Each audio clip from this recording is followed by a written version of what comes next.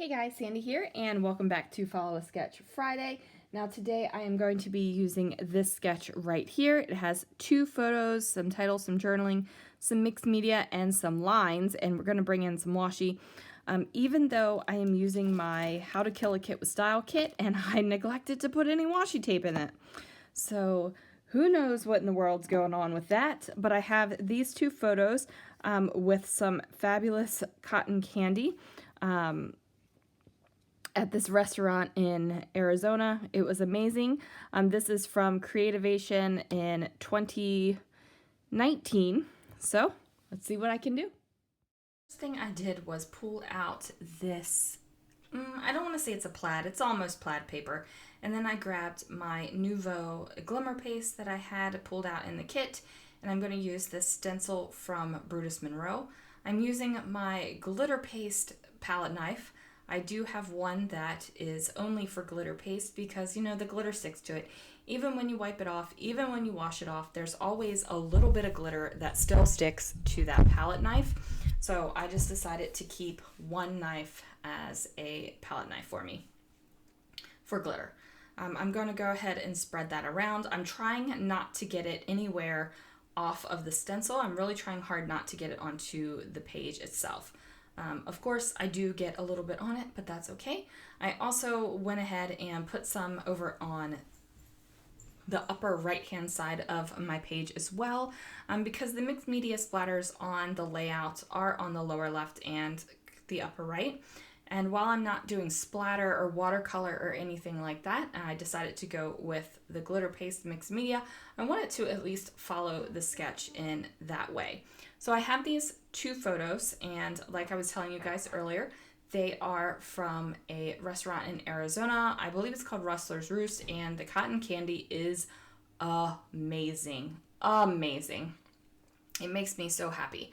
I actually had the Sparkle City collection from Chamel. I had the entire collection, and I saved the cotton candy sticker so that I could use it when I scrapbooked these layouts. And it sat on my little twirly rolly thing for a long time here on my desk until it was time to finally scrapbook these bad boys.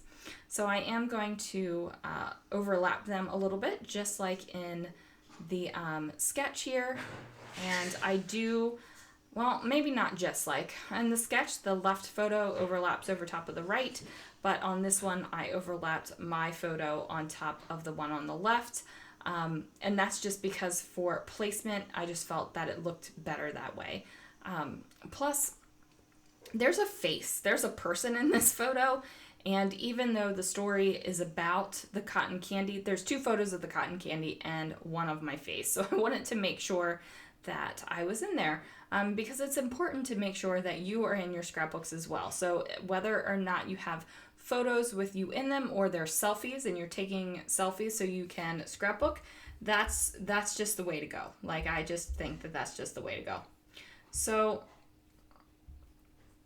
we are now using this wide washi tape, and I'm treating it like a pattern paper. I feel like this happens a lot where I am treating washi tape like pattern paper, especially these thicker washi tapes. And you know what? It works. It completely works. So I cut that out, and I'm using that as my base. And now I dig into my 6x6 papers to kind of create what else is going on in the layout, like these kind of layers and things. Now, I toyed with the idea of doing it all in washi, but I was like, no, you need to pull out some paper. So I'm doing that. I went ahead and tore the edge of this, and then I had a little bit too much of a white torn paper edge there, so I just trimmed that down, or not trimmed it down, I cut it down a little bit so it wasn't as wide. And then I know that this is going to go under my layout because this is the way it is in the sketch, and it works for me. I know that my scale is not exactly to the scale of the sketch either, but honestly, you guys, if you're doing a sketch, you have multiple ways to take that sketch. You can do a literal interpretation of the sketch where everything is the same exact thing, where you would have arrow embellishments and you would have circle embellishments and you would have put the splatters on there. You can also do what I'm doing, and that is kind of using the sketch as your guideline and pretty closely following it, but you're still giving it your own flair. Or you could just look at it and take one thing off of the sketch and you do that way. Like say you maybe just really love that torn paper and your layout turns out nothing like the sketch, but it has torn paper on it. Use the sketch as inspiration. That's totally fine too. Or you can do a mix. And I think sometimes we get so in our heads about following a sketch where we're like, okay, I got to make the sketch look just like this. Like I got to make my layout look just like the sketch. Well, you don't. You can do whatever the heck you want. Okay.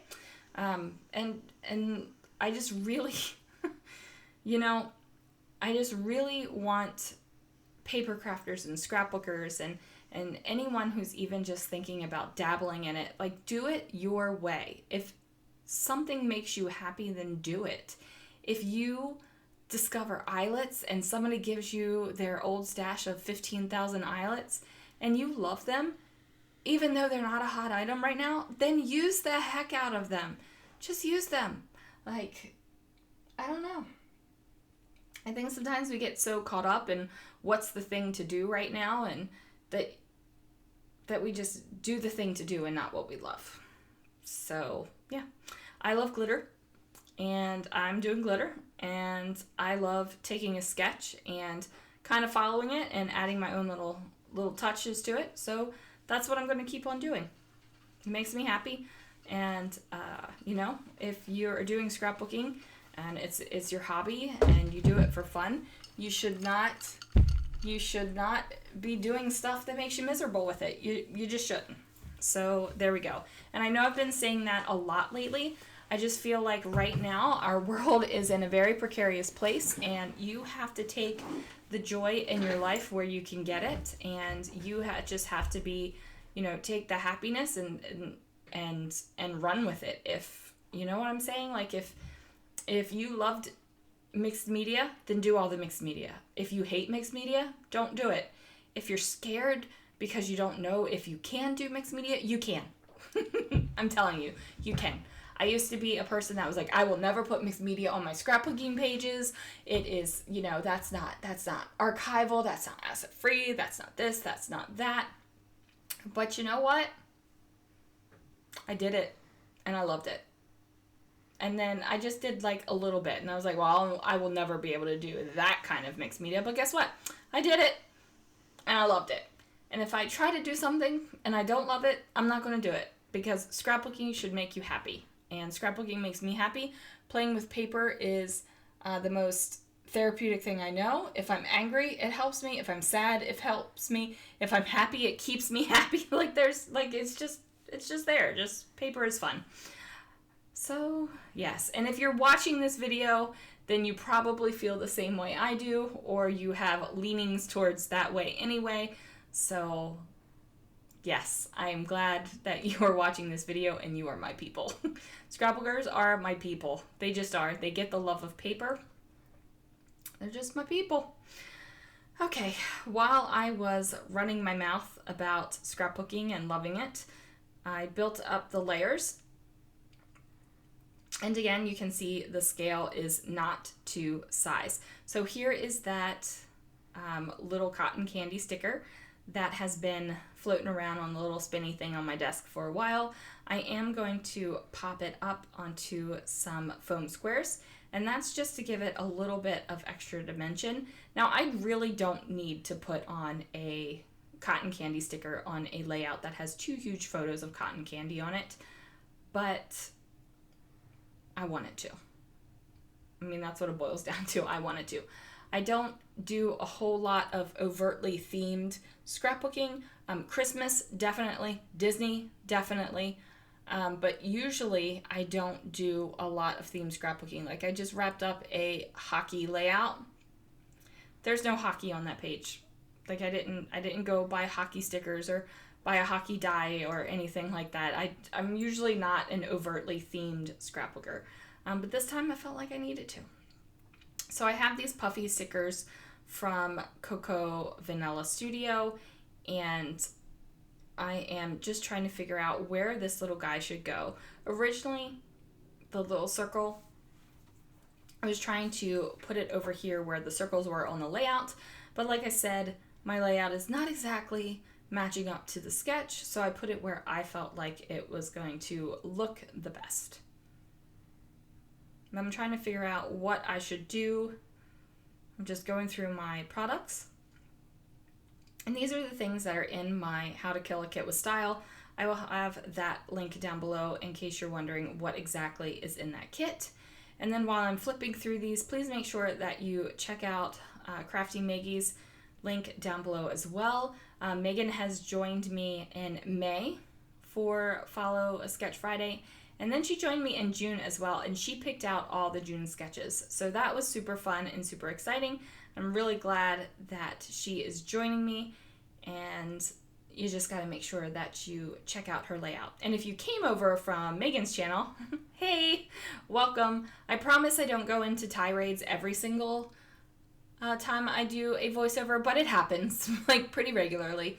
I like to run my mouth, and this is one of the ways that that happens. I can't imagine what my family has to go through when I don't do scrapbooking videos and I haven't, run my mouth in a while. Maybe that's why they're so encouraging for me to do a layout or a video a day for a year, because, a lot of my mouth running comes out here. I don't know. I'm going to have to ask my husband about that later.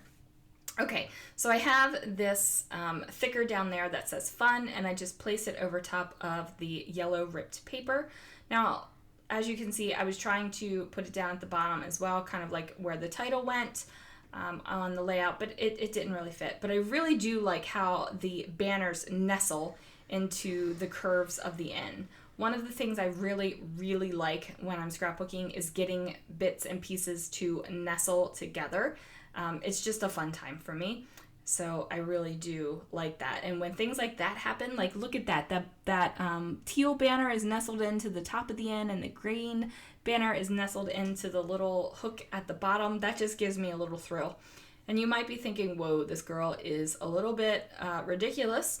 And yeah, that's true. I am a little bit ridiculous, and I'm okay with that. Not sure what I was checking on my watch there, but thankfully it wasn't on screen and it wasn't anything inappropriate, so that's always a positive.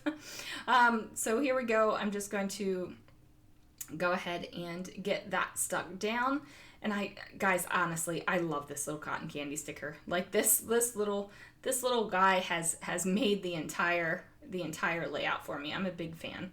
I'm also a big fan of brads, and that might be something that seems a little bit weird because I know brads aren't like the coolest thing right now, but I love them. I absolutely love them. I'm actually working through a lot of stash, and it's kind of making me sad because I need to put my brads together. So what happens when I go through and use up a good amount of brads on one of these things? I remove them and combine them down into packaging. So I have multiple collections worth of brads on one package, and that way I have more room for more supplies, because packaging takes up a whole heck of a lot of space in your room, guys. A whole heck of a lot of space. So yeah, if I can get rid of packaging, that means I can get more supplies. That's just the way I look at it. Stick with me and you will find all kinds of ways you can justify things. So now I am just getting these little bits down on my page, and these are kind of like the finishing touches where I'm putting the brads and enamel stickers and just these little bits that create fun little clusters.